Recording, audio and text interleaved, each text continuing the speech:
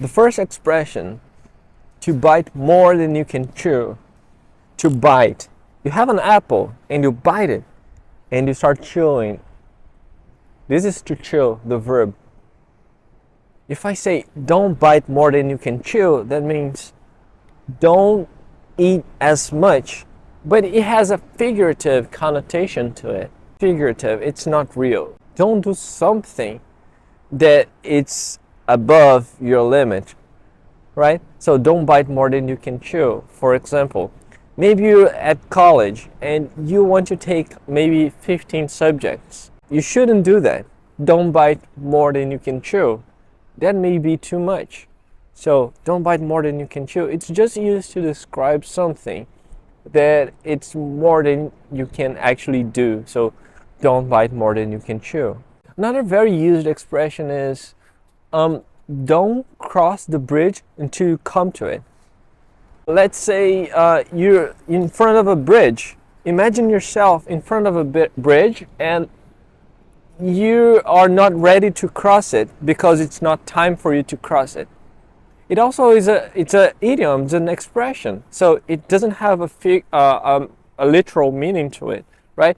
What happens is it's a problem. The bridge is kind of a problem, or it's kind of something that you're gonna have to deal with.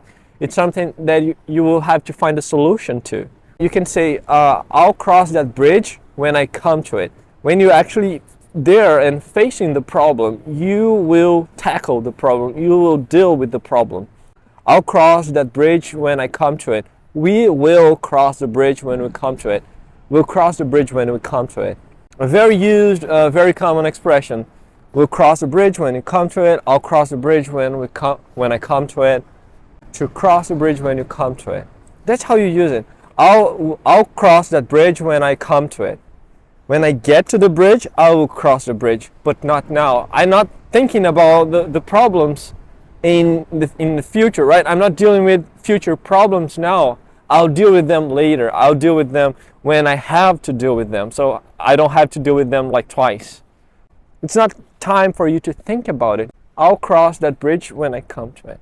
Another very good expression, failing to plan, is planning to fail. Basically, what it means that if you don't plan, you will fail. So failing to plan, it's planning to fail. That's a very descriptive, it's very easy to understand. Once you understand it, you're able to absorb it. But the idea is to use it, right? We don't want to have like passive knowledge of things. We want to have active knowledge of things. Failing to plan, it's planning to fail. If you don't plan, you will fail. Can you repeat that? Failing to plan is planning to fail. All right, failing to plan is planning to fail. Cool, very nice. Hard work never killed anyone. Very easy to understand, right? Like, let's do some work outside. We need some work done in the yard, right? Let's go, get up, let's go. Hard work never killed anyone. Hard work never killed anyone. Remember, active knowledge, not passive. Can you repeat that?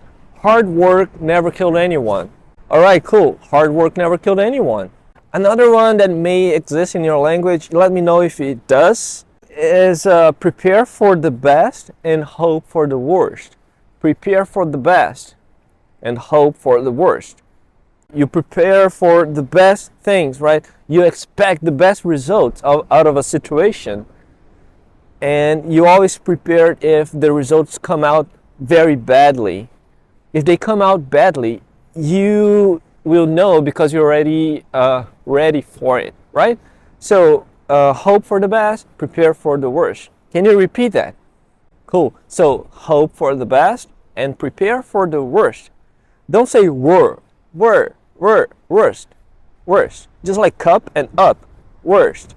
Following we have, if we use snooze, you lose. If you snooze, you lose. And that means that if you take a little nap, if you blink for a while and you fall asleep for a short period, you're gonna see things happening. So you need to pay attention and be aware of the things around. So if you snooze, you lose. Next expression, necessity is the mother of invention. Necessity. If you feel necessity for something, you start inventing something.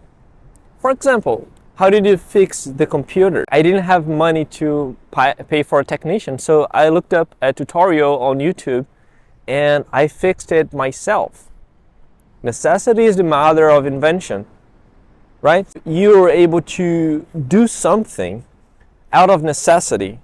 Necessity made you create that thing or to get to an outcome, to get to a result. Necessity is the mother of invention.